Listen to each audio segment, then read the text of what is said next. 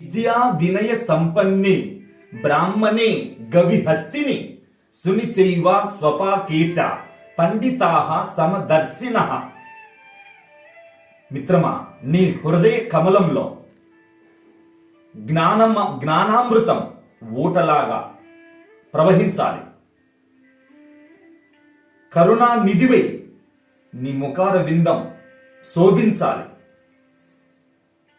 విద్యా వినయం అంటే విద్య నీ దగ్గర ఉందంటే వినయం నీలో పరవశించి ప్రకాశించాలి.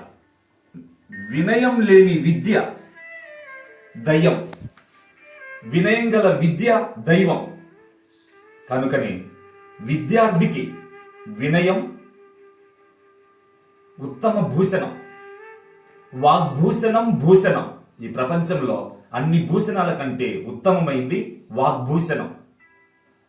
కనుక గోవు యందు, కుక్క యందు, ఏనుగునందు, బ్రాహ్మణుని యందు, చండాలుని యందు, కుక్క మాంసం తినే స్వపచుని పైన అందరి హృదయ కమలంలో అఖిలాంతరాత్మ ఉన్నదని సత్యాన్ని గుర్తిస్తే అదే దివ్య జ్ఞానానికి దివ్య చిహ్నం.